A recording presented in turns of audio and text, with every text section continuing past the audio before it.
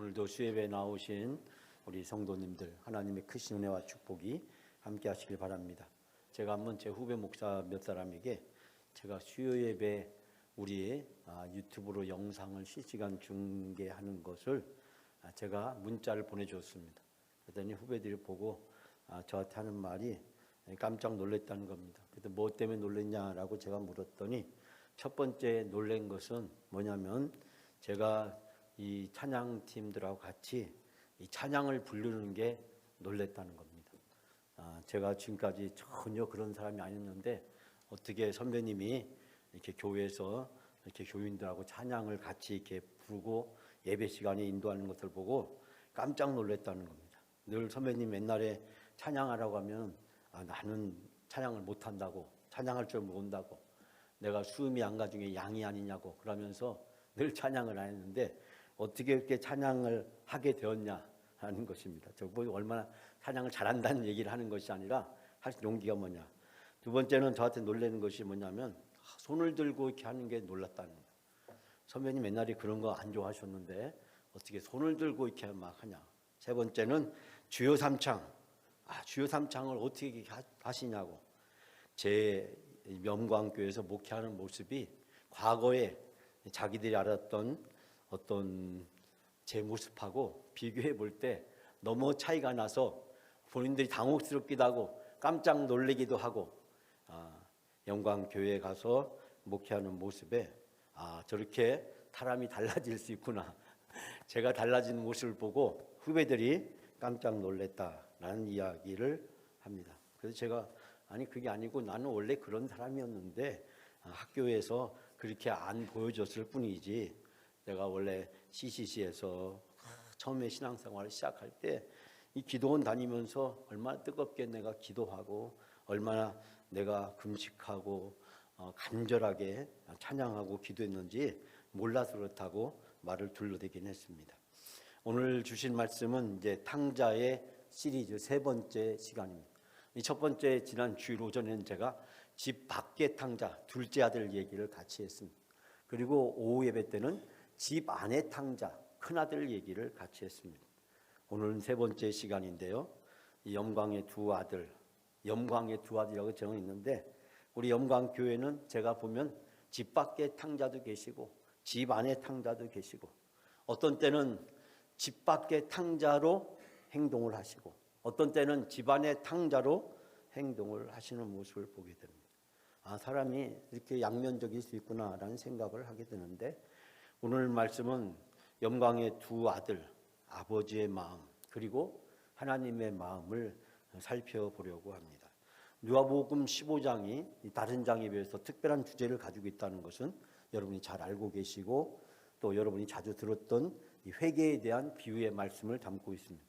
지난 주일 오전에 제가 잠깐 말씀드렸듯이 예수님께서 세리와 죄인들을 품으시는 그리고 그들과 관계를 맺으시고 함께하는 그러니까 예수님은 늘 세인, 세리가 또 죄인이 심지어는 이 사마리아 지역에도 가셔서 함께 하시는 모습을 보면서 예수님은 사람을 구별하지 않으시고 또 모든 사람을 대하시는 모습을 보면서 당시 경건했던 유대인들의 입장에서 이 예수님의 이와 같은 행동은 받아들이기가 참 어려웠던 일이었습니다. 우리가 역사적인 것을 이미 과거에 들어서 잘 알고 있다시피 이 바벨론 포로 이후의 유대 공동체의 가장 중요한 쟁점은 신앙의 순수성은 혈통의 순수성이다라는 것이었습니다. 신앙의 순수성은 혈통의 순수성이다. 그래서 바벨론 포로부터 돌아온 이 남왕국 유다를 중심으로 한 이 공동체는 이 혈통적 순수성과 신앙의 순수성을 지키기 위해서 철저하게 노력했고 그 혈통의 순수성을 지키지 못했던 사마리아, 자기는 산발락과 도비아를 비롯한 그들과 끊임없이 대립을 하게 되고 이 사마리아인들과 극단적으로 등을 지게 된 배경이 바로 여기에 있는 것을 발견하게 됩니다. 즉 혈통적으로 순수하지 않은 사람은 구원의 반열과 대상에서 제외시켜 버리는 것이 당시 유대인들, 사두개인들의 생각이었다는 사실입니다. 그러나 예수님은 세리와 죄인과 심지어는 이방인과 사마리아 사람들과 가까이 하는 모습이 그들에게 도저히 받아들이기 어려운 이 갈등을 야기시켰다라는 것을 발견하게 됩니다. 여기에 제 모든 설교가 오늘 메시지가 담겨져 있고 누가복음 15장의 메시지의 핵심이 여기에 달려 있습니다. 즉 이 유다 공동체가 지키려고 했던 것과 부합하지 않는 사람들을 어떻게 해야 되느냐라는 문제입니다. 세리나 죄인들이나 사마리아인이나 심지어 이방인까지 구원의 반열에서 제외되어 있는 사람들과의 그 관계는 어떻게 되어야 되냐. 더더군다나 이 공동체 속에서 바로 이 공동체가 지켜왔던 이 혈통과 믿음의 순수성을 지키지 않고 깨뜨렸던 사람들에 대해서 어떤 태도를 취해야 되느냐라는 문제를 주로 다루고 있는 것을 발견하게 됩니다. 우리 앞에 누가복음 15장에는 잃은 양의 비유, 또 드라크마의 비유, 그리고 오늘 함께 봉독한 탕자의 비유로 되어 있다라는 걸 말씀드렸고, 여러분에게 흥미를 조금 더 자극시키기 위해서 잃어버린 것에 대한 비율에 따라서 이 탕자의 잃어버린 양의 비유는 100분의 1, 드라크마는 10분의 1, 탕자의 비유는 2분의 1 비유라고도 부른다. 즉 잃어버린 것에 대한 가치가 점차 상승하면서, 즉 100분의 1에서 10분의 1로, 10분의 1에서 2분의 1로, 그러면서 죄인 하나가 회개하고 하나님 앞에 돌아오는 것이 얼마나 귀하고 기쁜 일인가를 예수님은 강조하려고 했다는 사실을 발견하게 됩니다. 100분의 1에서 10분의 1로, 다시 2분의 1로 좁혀가면서 양에서, 드라크마에서 사람에게로 쟁점을 부각시켜 나가면서 예수님은 유대인들이 적어도 자기의 이 메시지의 참된 뜻이 무엇인지 알기를 원했다라는 사실을 발견하게 됩니다. 우리다시피 잃어버린 양의 비유는 자신의 미련함으로 인해서 하나님을 떠나신 그리고 방황하는 죄인을 얘기합니다.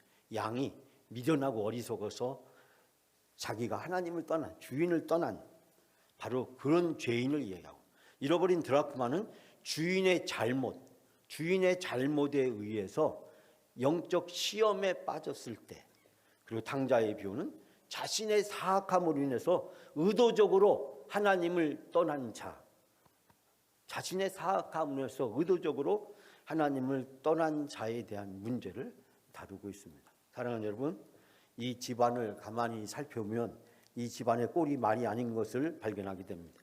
가정이 무너지는 심각한 위기 상황에 처했습니다. 둘째 아들은 관례에 벗어나서 분가를 요구했고, 멀쩡히 살아있는 아버지의 재산을 강탈하듯이 유산을 요구했고, 그 재산을 가지고 나가서 다 탕진하고 거지가 되어서 돌아옵니다.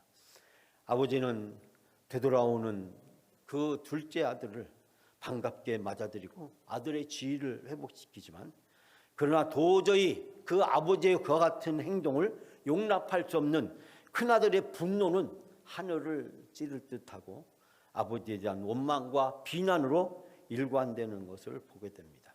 한마디로 콩가루 집안과 같은 이 집안에 도대체 이 아버지는 어떤 마음을 가지고 있었을까요? 이 아버지의 마음을 알려면 이 아버지의 행동을 보면 알 수 있습니다. 네 가지 아버지 행동을 보게 되는데, 첫 번째 아버지의 행동입니다. 자, 20절 말씀 우리가 다 같이 함께 첫 번째 아버지의 행동을 한번 살펴보겠습니다. 다 같이 함께 봉독합니다. 이에 일어나서 아버지께로 돌아가니라. 아직도 거리가 먼데 아버지가 그를 보고 축인 여겨 달려가 목을 안고 입을 맞추니. 아멘. 자, 여러분 알다시피 여기에서 이 아버지는 둘째 아들이 보이자마자 둘째 아들 향해서 뛰어나갑니다. 신발을 신었는지 안 신었는지 알 수가 없지만, 그러나 이 아버지는 신발을 신었냐 안 신었냐가 중요한 것이 아니었고, 오랫동안 이 아들의 오기만을 간절히 기다렸다는 사실을 발견하게 됩니다. 우리가 흔히 하는 말로 학수고대라는 말을 사용하는데, 이 아버지의 마음을 가장 적절하게 표현할 수 있는 말인 것처럼 보입니다. 돌아오는 둘째 아들에 대한 깊은 연민이 곧 아버지의 행동으로 나타나고 있습니다.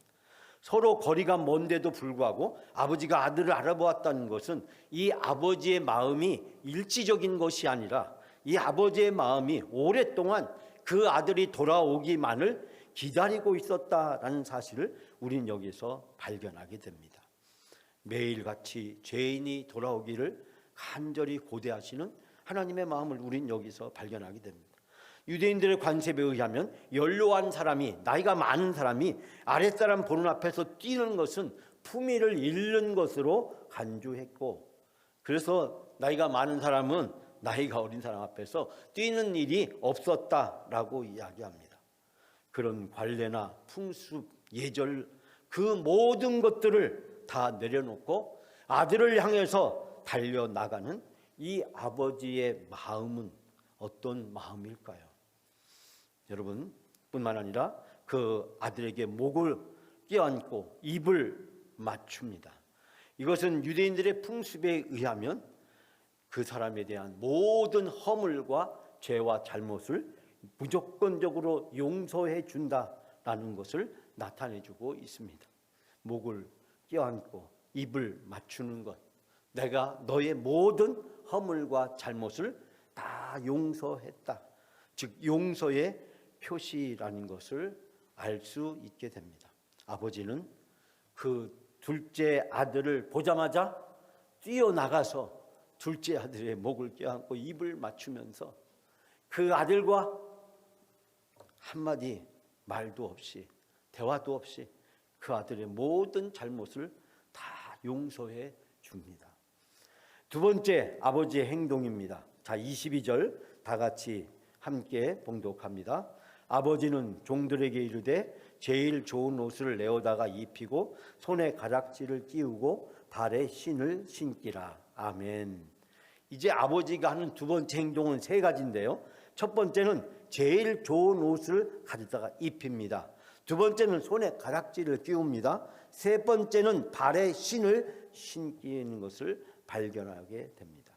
사랑하는 여러분, 여기서 둘째 아들이 아버지가 그 둘째 아들의 죄를 용서해 준 것이 제가 목을 껴안고 입을 맞추는 것이라고 이야기를 했는데, 그 둘째 아들을 잘못을 용서해 줄 뿐만 아니라 아버지는 더 나아가서 이 둘째 아들이 자기 아들로서의 모든 지위를 다시 회복시켜 주고 있습니다. 사실 이 아들은 아버지의 유산을 강제적으로 요구하다시피 해서 그 유산을 가지고 나갔을 때 이제 그 아버지와의 관계는 끝난 것이었습니다. 당시 유대인들은 살아계신 아버지의 재산을 자식이 요구한다는 것은 이거는 용납할 수 없는 행위로 간주했기 때문입니다.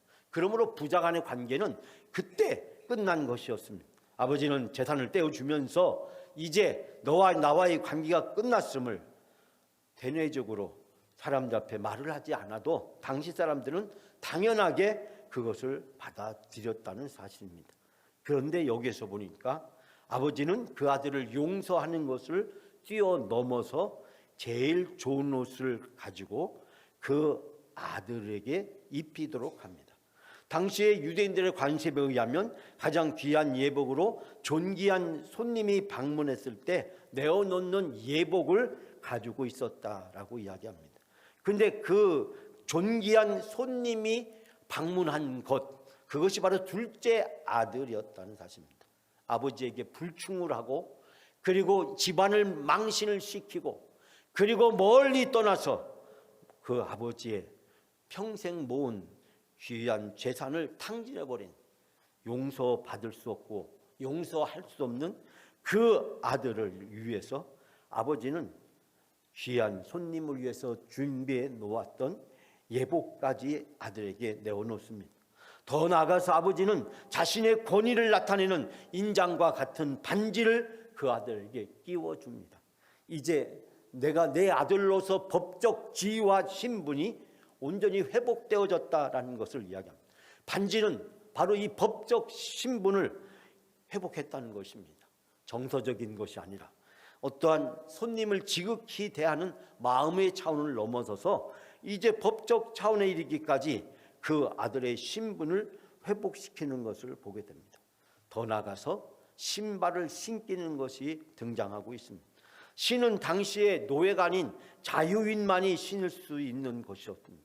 그러므로 종과 같은 신분으로 전락했던 이 아들의 지위가 완벽하게 회복되었음을 이야기합니다. 예복을 입히고 반지를 끼우고 신을 신기운 것은 이제 사랑하는 아들로서 그 모든 법적, 혈통적 그리고 모든 절차를 아버지가 다 회복시켜 주셨다는 사실을 여기서 발견하게 됩니다. 아들은 이제 탕자가 아니었고 이제 아들은 다시 눈에 넣어도 아프지 않을 자기의 아들로 신분이 지위가 회복된 것임을 발견하게 됩니다. 사랑하는 여러분, 아버지의 행동은 여기서 그치지 않습니다. 아버지의 세 번째 행동입니다. 23절 24절 다 같이 함께 봉독합니다. 그리고 살찐 송아지를 끌어다가 잡으라. 우리가 먹고 즐기자. 이 내 아들은 죽었다가 다시 살아났으며 내가 잃었다가 다시 얻었노라 하니 그들이 즐거워하더라. 아멘. 그들이 즐거워하더라. 다른 성경에 보면 그들은 잔치를 벌였다라고 번역하고 있습니다. 여기서 살찐 송아지, 이 살찐 송아지 앞에 히브리어 헬라어 원어에 보면 이 관사가 붙어 있는데 그 말은 뭐냐면 바로 그 송아지라는 뜻입니다. 바로 그 송아지. 이 송아지는 아무 송아지가 아니에요. 그저 소막에 있는, 그저 들에 있는 아무 송아지나 데려다가 잡은 것이 아니라 잔치에 준비했던, 잔치를 위해서 쓰려고 했던 가장 맛있고 가장 귀한 최상의 등급을 나타내는 바로 그 송아지. 가장 귀한 손님이 왔을 때 그 손님을 위해서 특별히 내어 놓으려고 지정해 놓은 송아지, 품종적으로. 그리고 이 송아지의 비육이나 여러 가지 상태를 살펴보았을 때 가장 소중한 손님을 접대할 때 내놓을 수 있는 최상급 VIP급에 해당되는 바로 그런 송아지를 잡아서 잔치를 벌이도록 했다라고 하는 것입니다. 여러분, 여기서 우리는 두 가지를 발견하게 되는데 자기의 가장 소중한 것을 잡아서 내오는 이 아버지의 마음, 또 그 아들이 돌아왔고 아들이 내 아들로서의 모든 것이 회복되었다는 것을 이제 집안과 그 주변에 있는 모든 사람들에게 선포하고 드러내는 아버지의 마음을 발견하게 됩니다. 아버지의 마음은 이 아들을 회복한 것을 너무 기쁘고 즐겁고 행복해서 견딜 수가 없어서 온 집안 사람뿐만 아니라 이제 주변에 있는 모든 사람들에게도 내 아들이 돌아왔다고, 내 아들이 다시 회복되었다는 것을 만천하에 공포하고 있는 이 아버지의 모습을 발견하게 됩니다. 흥겨운 잔치로 온 집안이 잔치에 축하하는 기쁨 속에 빠져들게 됩니다. 죄인 하나가 회개하는 것이 하나님은 얼마나 기뻐하시는지, 얼마나 소중하게 생각하는지, 얼마나 귀하게 생각하는지 우리는 아버지의 마음을 바로 이 송아지를 잡고 잔치를 벌리는 이 아버지에게서 발견하게 됩니다. 여러분, 아버지의 행동은 여기에서 끝나지 않습니다.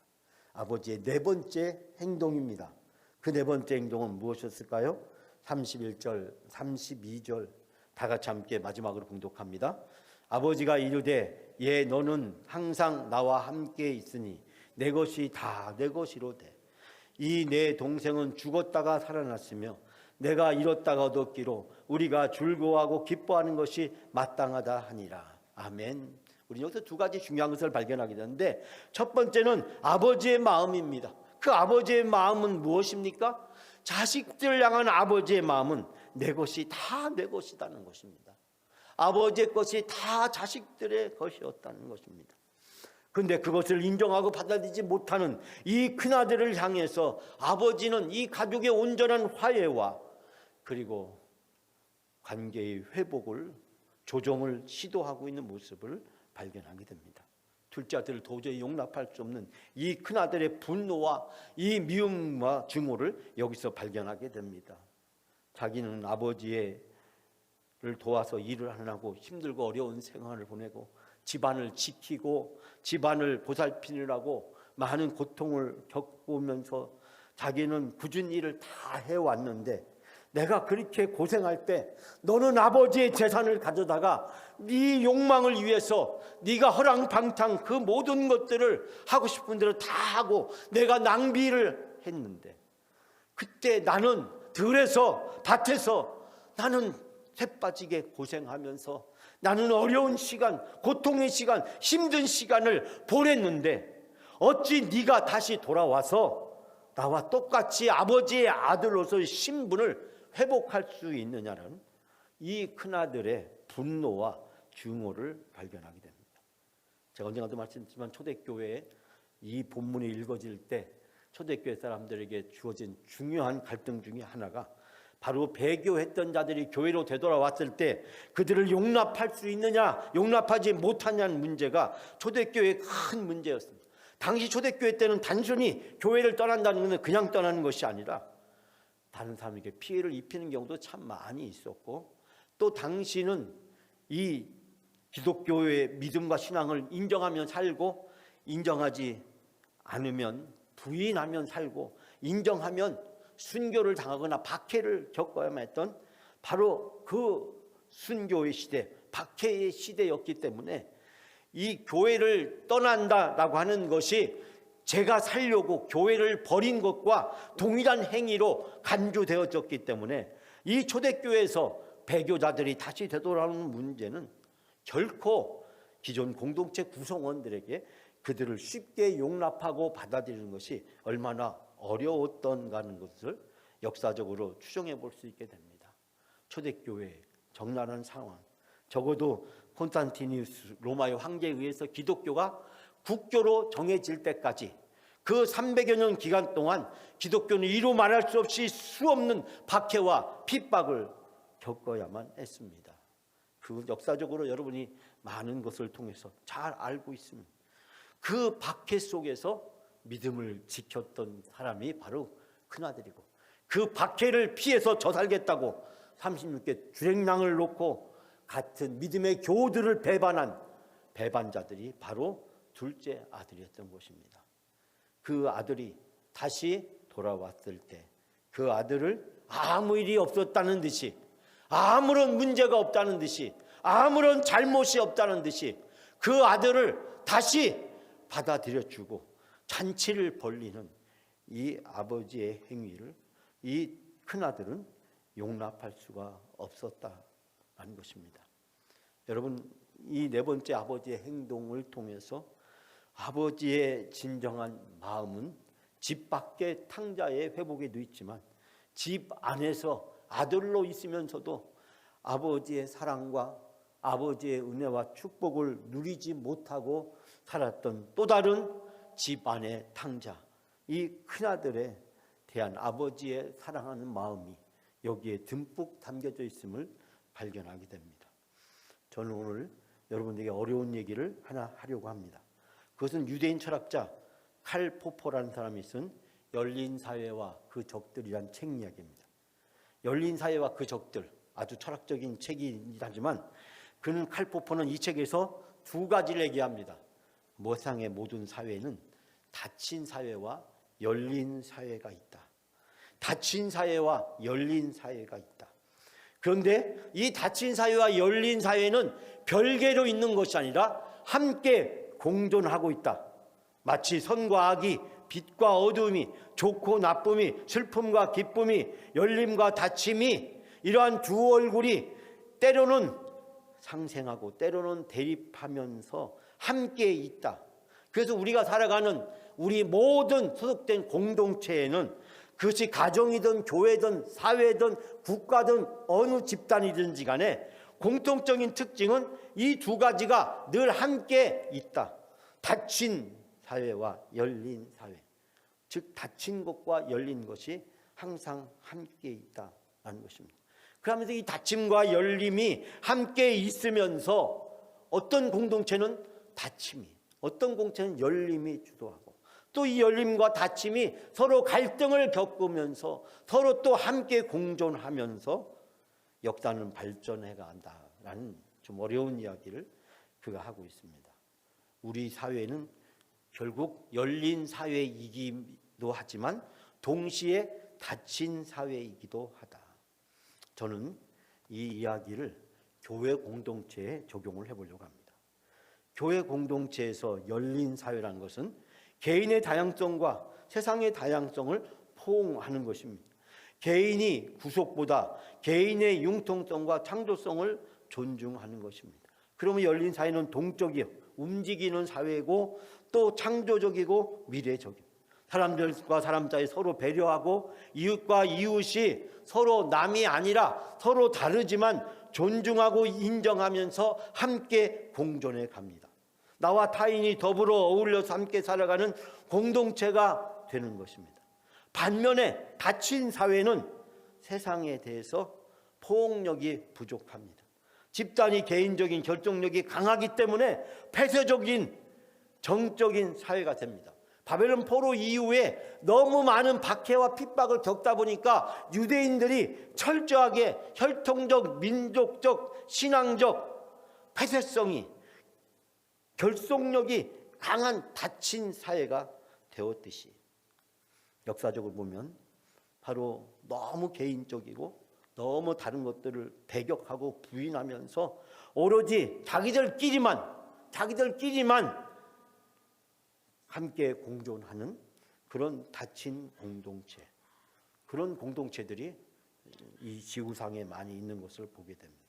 사랑하는 여러분, 저는 이 닫힌 사회와 열린 사회를 바라다 보면서 교회도 닫힌 교회가 있고 열린 교회가 있다. 닫힌 교회는 큰 아들과 같은 마음을 가지고 있으면서 잘잘못을 따지고 배척하는 일에 열중하고 자격이 안 되고 능력이 안 되고 네가 뭐가 잘나서, 네가 무슨 기준으로, 네가 어떻게 판단하고 잘라내고 배척하고 밀어내고 결국 끼리끼리만 남는 그런 닫힌 사회, 닫힌 공동체. 이 닫힌 공동체는 전쟁과 불행을 낳고 지옥을 만든다. 교회는 쇠퇴하고 희망과 미래도 없다. 그러나 열린 교회는 서로 달라도 묵인해주고 덮어주고 감싸주고 이해해주고 밀어주고 인정해주고, 그래 당신은 나하고 다르지만, 당신이 때와 나와 때는 다르지만, 당신은 나와 같지 않은 상황 속에서 다른 가치관과 세계관을 가지고 살아왔지만, 그러나 나는 당신이 있음을 존중하고 인정해. 다양하지만 서로 함께 공존하면서 인정해주는 공동체. 이런 공동체는 발전하고 부흥하고 미래가 있고 희망이 있다. 열린 교회는 평화와 행복을 낳고 천국을 만든다. 칼 포퍼는 열린 사회와 닫힌 사회를 가지고 인류의 역사를 내다보면서 닫힌 사회로 갔던 극단적인 공산주의나 이 폐쇄적인 집단들은 나치와 같이 끊임없이 전쟁을 일으키고 분쟁을 일으켜서 결국 우리가 아니면 안 된다는 극단적인 사고방식을 가지고 우리가 아닌 모든 것들을 다 배척하고 죽여버리는, 그래서 히틀러가 유대인들을 죽여버리고 소련이나 공산당들이 자기들에게 맞지 않는 철학과 이념을 가지고 다른 모든 것들을 다 배척해버린 극단적인, 그래서 인류를 끊임없이 전쟁을, 분쟁을, 갈등을 야기시키고 있는, 오늘도 우리의 사는 세계 속에서 TV나 드라마나 언론들은 끊임없이 승부를 가지고 인생을 살아가는 것처럼 대한민국이 승부를 얼마나 조장하는 사회냐면 노래를 가지고 끊임없이 대결을 벌이고 이기는 사람 지는 사람은 아무것도 없고 이기는 사람 한 사람이 모든 것을 다 갖는 승자 독식주의, 그 TV 프로그램, 노래 프로그램, 스포츠, 운동, 여러 가지 게임 프로그램들을 통해서 승자만이 살아남는 그런 것들을 끊임없이 부추기면서 경쟁과 갈등을 야기하고 요구하는 그런 사회 속에서 당신은 승자냐? 당신은 패자냐? 어떤 길을, 어떤 사람을 선택할 것이냐? 텔레비전은, 컴퓨터 게임은, 영화나 드라마나 소설들은 오늘 현대사회 속에서 우리에게 끊임없이 요구하고 있는 것을 발견하게 됩니다. 성경이 원하는, 하나님이 원하시는 것은 바로 이러한 닫힌 것이 아니라 열려진 것입니다. 사랑하는 여러분, 하나님 아버지의 마음은 무엇일까요? 둘째 아들이 흠이 있습니다. 문제가 있습니다. 용서할 수 없는 짓을 했습니다.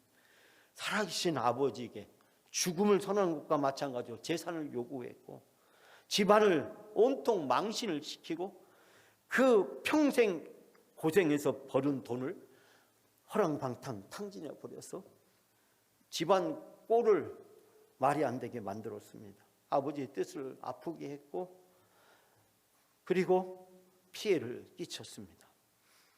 아버지의 마음은 이 둘째 아들이 그렇게 문제가 있음에도 불구하고 허물이 있음에도 불구하고 단점이 있음에도 불구하고 그 둘째 아들을 덮어주고 감싸주고 이해해주고 밀어주고 인정해줍니다. 여러분, 이것이 바로 아버지의 마음이고 이 아버지의 마음이 초대교회를 향한 하나님의 마음이었고 초대교회가 이제 예루살렘에서 벗어나 유대인에게서 벗어나 이제 온 유대와 사마리아와 땅끝까지 가면서 구원의 반열에서 제외되었던 저 이방인들, 그 이방인들을 향해서 베드로에서 바울로 복음의 전도자들을 통해서 하나님의 역사는 펼쳐져 간 것을 우리는 발견하게 됩니다. 닫힌 사회에서 하나님은 이제 예루살렘을 깨시고 그 예루살렘에서 온 유대와 사마리아까지 그래도 끝까지 버티는 이 예루살렘을 AD 70년에 로마의 디도 장군에 의해서 예루살렘을 완전히 박살내버리고 예루살렘을 함락시켜버리고 유대인들을 세계 곳곳에 강제적으로 흩어버리심으로써 하나님의 구원의 역사는 세계를 향해서 온 인류를 향해서 활짝 펼쳐져 갔고 그 결과 여러분과 제가 이방인이었던 우리들이 구원의 반열에 들어있지도 않던 혈통적으로 민족적으로 신앙적으로 그 어떤 것도 구원의 대상이 되지 못했던 우리가 구원받고 하나님의 자녀가 되는 놀라운 은혜와 축복을 베풀어 주신 줄 믿습니다.